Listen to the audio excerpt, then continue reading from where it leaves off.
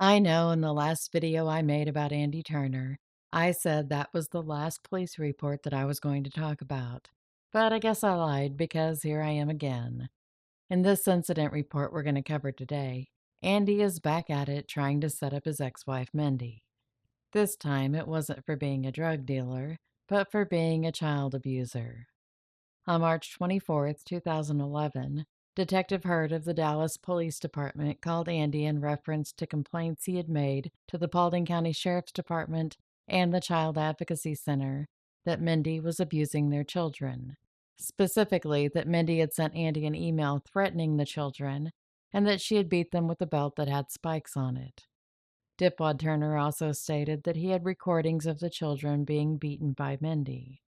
Andy forwarded an email to Detective Hurd that was allegedly from Mindy.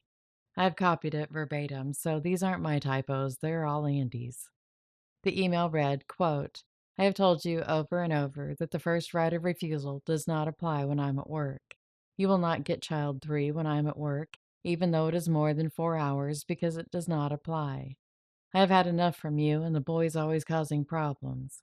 What would you do if you came to pick them up and they were gone, Andy? Then would you be hurt? What if something happened to one of them or all of them?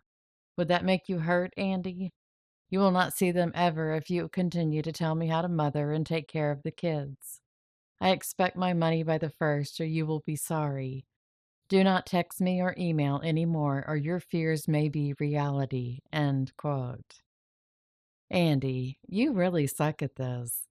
Mindy's a teacher. She isn't going to send an email with sentences that don't start with a capital letter, and she knows that wood isn't spelled Whould, you prize putz.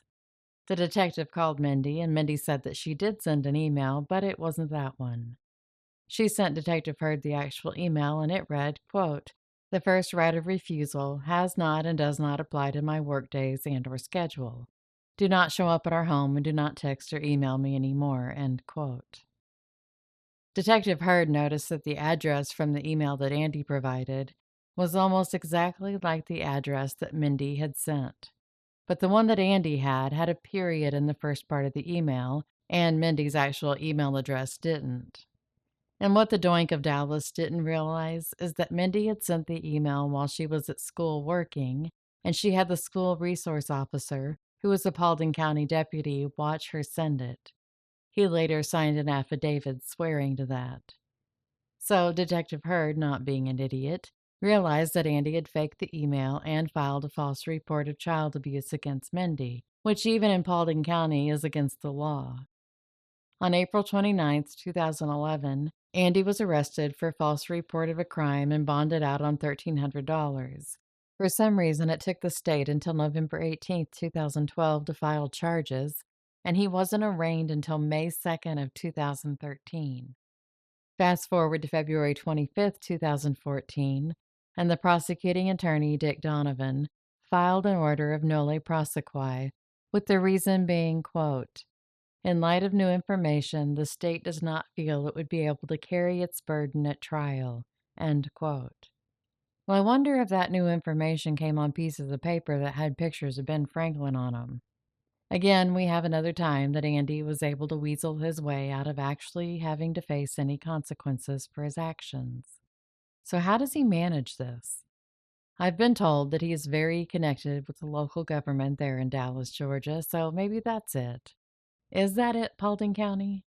Are you doing favors for Andy Turner? Is that why he has never been taken in for questioning in Heather's death? Thank you so much for joining me. Stay tuned for more in the Heather Turner case, and until next time, stay safe and be happy.